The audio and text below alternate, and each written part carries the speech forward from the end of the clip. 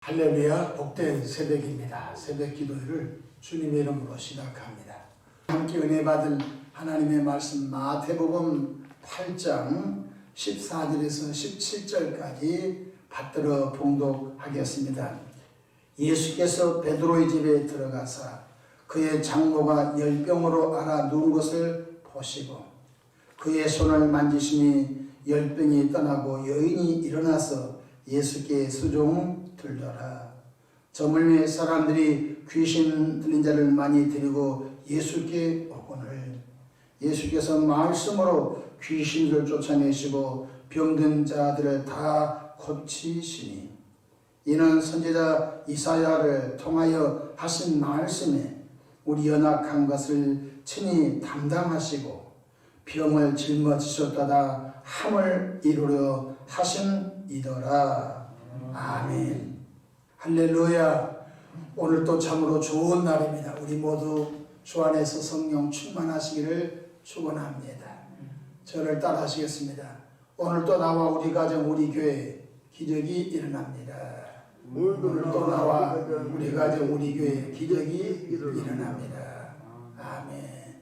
저는 본문 말씀을 통하여 말씀의 능력이라는 제목으로 함께 은혜를 받고자 합니다. 말씀이 육신이 되어 이 땅에 성육신하신 분이 바로 구원의 예수님이십니다. 요한복음 1장 14절에 말씀이 육신이 되어 우리 가운데 거하시매 우리가 그의 영광을 보니 아버지 독생자의 영광이요 은혜와 진리가 충만하더라고 말씀하셨습니다. 예수님께서는 공생애 중 병든 자를 고치시고 귀신 들린 자를 자유롭게 하시는 사역을 수없이 하셨습니다. 오늘 본문에 보면 예수님이 제자 베드로의 집에 예수님이 신방하셔서 베드로의 장모를 고치시는 장면이 나오지요. 그런데 놀라운 것은 병든 베드로 장모의 손을 만지시다 열병이 떠나가고 곧 예수님을 수종든 것을 본문을 통해서 볼 수가 있습니다. 그런데 사복음서에 보면은 예수님의 치료를 받는 사람들의 그 모습을 보면 다양한 것입니다. 획일적이지 않습니다. 예수님께 나와서 병고침을 받고 귀신에서 자유롭게 되는 사역을 보면은 다양한 것입니다. 근데 한 가지 특징은 믿음의 손을 갖고 간절히 나왔다는 것입니다. 12년 혈루증 걸린 여인은 예수님의 뒤로 와서 예수님의 옷자락이라도 만지기만 하면 병 고침 받을 믿음을 갖고 나왔습니다. 근데 그 소원대로 주님이 이루어 주셨습니다. 또 앞을 보지 못한 맹인 바디메오는 예수님이 지나가신 자리에 기다렸다가 다윗의 자손 예수여 나를 불쌍히 여겨 주소서. 많은 사람이 잠잠히 하라 조용히 하라고 창피를 줘도 더 큰 소리로 다윗의 자손 예수여 나를 불쌍히 여기달라고 할 때 예수님께서 가던 길을 멈추시고 내 소원이 무엇이냐 물어봤었을 때 주여 보기 원합니다. 예수님께서 내 소원대로 될지어다 하는 순간 눈이 열려버렸습니다. 믿음을 갖되 간절한 믿음을 가졌다는 것 깨닫기를 바랍니다. 예수님은 획일적인 방법으로 치료하시지 않고 각자 주어진 삶의 장소에서 믿음을 간절히 표현할 때 주님은 다 고쳐주셨다는 것입니다. 오늘 본문에 보면 예수님의 장모가 열병에서 고침을 받자 수많은 사람들이 베드로의 집 모여들었습니다. 베드로의 집이 얼마나 큰지는 성경에 기록이 없지만 베드로가 사는 그 마을에 인산인해로 병든 자들이 소식을 듣고 모여들기 시작했습니다.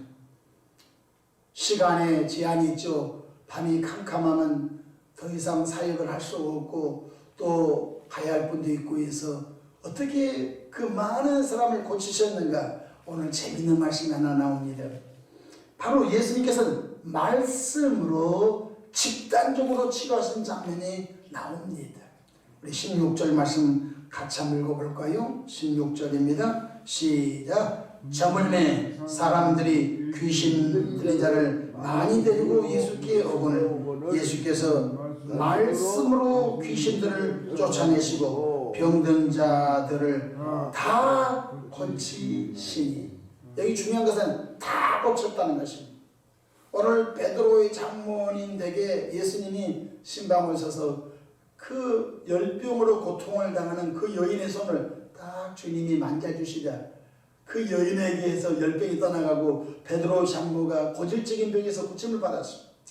그리고 베드로 장모의 마당, 길거리 주변에 병든 사람, 귀신 들은 사람이 인산인해로 모여들었는데 여러분 내일 오십시오 이렇게 말씀하지 않고 예수님께서는 말씀으로 병든 자를 다 고쳤다고 말씀해 주셨습니다.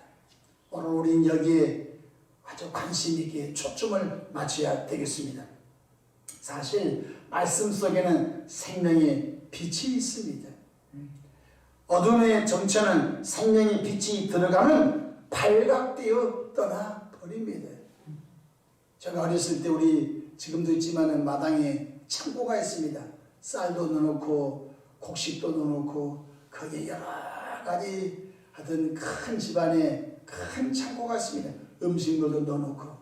그런데 그곳에 쥐들이 한두 마리 들어가게 되면은 쥐가 새끼를 쳐가지고 그 창고, 그 큰 창고 안에 쥐들이 바글바글한 것입니다. 그래서 제가 1년에 우리 아버님이 어렸을 때 가만히 보니까 행사가 한 번 있습니다. 창고에 있는 짐을 다 마당에 드러내는 것입니다. 쌀 뒤주부터 곡식을 다 드러낸 것입니다. 그래서 그 안에 있는 쥐새끼를 잡든지 쫓아내든지 하는 것을 제가 보았습니다. 1년에 의무적으로 한 보름이 지나면은 이제 쌀 뒤주를 꺼내고 이제 대청소를 한 것을 볼 수 있습니다. 여러분, 어둠의 세력은 빛이 비춰지고 어둠의 세력은 사람이 들어가서 후레쉬를 비치더니 비치면 쥐들이 나가는 것입니다.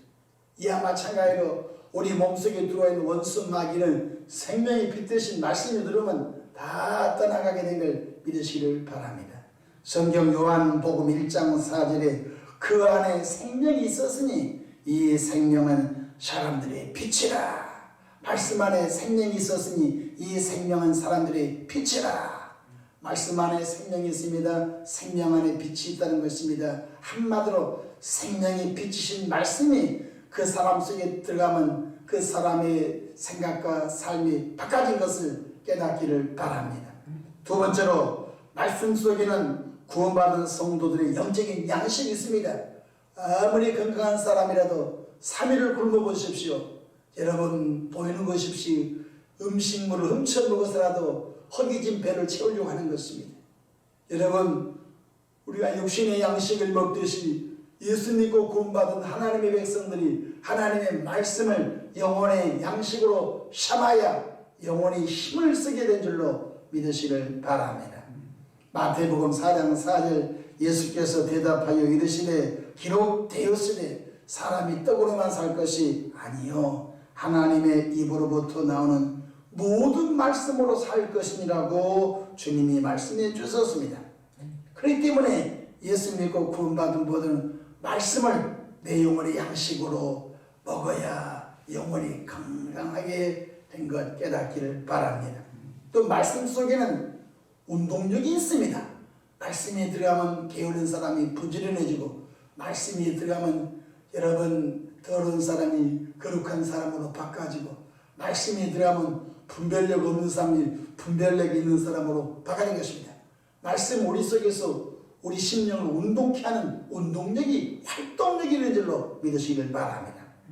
성경의 히브리서 4장 12절에 하나님의 말씀은 살아있고 활력이 있어 좌우의 날선 어떤 검보다도 예리하여 혼과 영과 및 관절과 골수를 찔러 쪼개기까지 하며 또 마음의 생각과 뜻을 판단하나니 라고 말씀하셨습니다. 예수님은 밀려드는 병든 자, 귀신 들린 자를 말씀으로 다 고쳤습니다. 그렇다면 우리가 이 새벽에 붙들 말씀은 무엇입니까? 함께 17절 읽어볼까요? 시작. 이는 선지자 이사야를 통하여 하신 말씀에 우리 연약한 것을 친히 담당하시고 비음을 짊어지셨도다 함을 이루려 하신이더라. 예수님께서 이 땅에 오셔서 우리 연약한 것을 짊어지시고 담당하시고 비음을 짊어지셨다는 것입니다. 우리가 성경을 읽을 때 다 귀한 말씀입니다. 근데 그 가운데 속에서도 우리가 꼭 붙잡을 말씀이 있습니다. 그것이 무엇입니까? 사랑의 예수님께서 나의 병, 여러분의 병, 나의 연약한 것, 여러분의 연약한 것을 다 짊어지고 담당하셨다는 이 말씀을 꼭 붙들기를 축복합니다. 우리가 보험을 들었습니다. 근데 보험 청구를 했는데 보험회사에서 자꾸 이런 핑계 저런 핑계로 보험 지급을 안 해주면 약관을 딱 들이댄 것입니다. 당신들이 약관이 써져 있잖아요. 약관을 딱 들이대면요, 보험회사에서 꼬리를 내리면서 그에 해당되는 보험금을 지급해 준 것입니다. 약속인 것입니다. 하나님의 말씀은 하나님이 우리에게 우리가 약속한 것이 아니라 하나님이 약속하셨습니다. 그러므로 예수 믿고 구원받은 분들은 영원히 변치 않은 하나님의 약속의 말씀을 들이대기를 주 이름으로 축복합니다. 예수님은 승천하시기 전에 우리에게 이렇게 말씀하셨습니다. 마가복음 16장 17절에 믿는 자들에게는 이런 표적이 따르리니 곧 그들이 내 이름으로 귀신을 쫓아내며 새 방언을 말하며 뱀을 집어 올리며 무슨 독을 마실지라도 해를 받지 아니하며 비음된 사람에겐 손을 얹으면 나으리라 말씀하셨습니다. 반신반의하면 안 된 것입니다. 온전히 믿어야 될 것입니다. 반신반의하면 안 된 것입니다. 간절함을 갖고 이 말씀에 목숨 걸기를 축복합니다. 베드로전서 2장 24절에도 그가 채찍에 맞음으로 너희는 나음을 얻었나니 말씀하셨습니다. 제가 목회하면서 여러 교인들이 병을 고침받은 교인도 있고 병을 못 고침받은 교인도 있습니다. 그 병을 고침받은 교인과 못 고침받은 바 되는 교인의 차이점을 저 나름대로 분석을 해봅니다. 왜 그 교인은 병고침을 받지 못했을까? 이 교인은 왜 병고침을 받았을까? 이 교인은 왜 문제 해결을 못 받았을까? 이 교인은 왜 문제 해결을 받았을까? 여러 가지 각도로 제가 분석을 해봅니다. 그래서 제가 사랑하는 교우들에게 간절함과 믿음을 99% 가지만 아니라 100%가 99%도 불순종인 것입니다. 여러분, 성경은 온전한 순종을 원한 걸 깨닫기를 바랍니다. 99% 순종했는데 99% 기적이 일어나야지. 성경은 그러지 않습니다. 엘리야가 갈멜산에서 기도할 때 99% 열정을 가졌다고 해서 하늘에 비가 내리지 않습니다.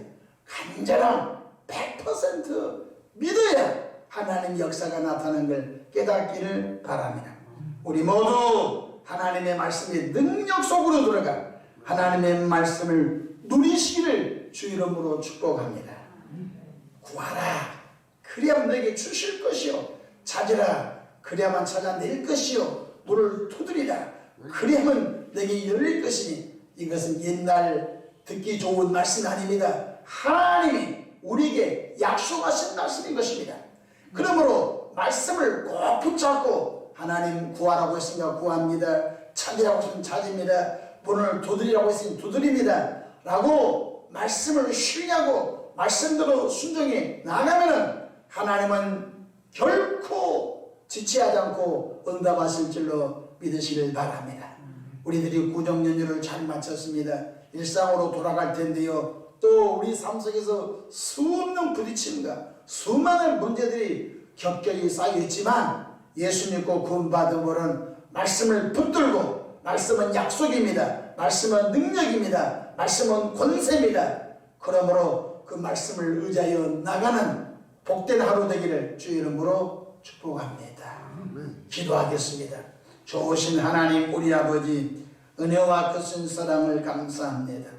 예수님께서 몰려드는 병든 자와 귀신 흔들린 자를 말씀으로 다 고쳤다고 했습니다. 우리들이 성경을 읽을 때 말씀을 하청평이고, 우리들이 성경을 읽을 때 말씀을 우습게 긴 것을 회개합니다. 말씀을 지엄한 하나님의 말씀으로 인정하고 두렵고 떨림으로 마음에 새겨서 그 말씀을 100% 인정하고 믿고 신뢰하는 은혜를 베풀어 주시옵소서. 이 새벽에도 새벽에 하나님이 도우시리로다 말씀하셨습니다.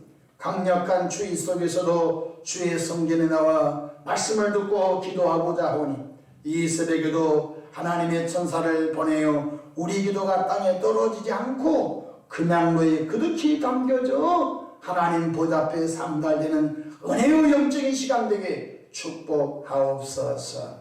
원수 마귀야 예수 이름으로 명하니 떠나 갈지어다. 우리 모두 성령 충만하여 말씀의 능력을 경험하면서 살아가도록 이끌어 주옵소서. 우리 구주 예수님의 이름으로 기도합니다. 아멘.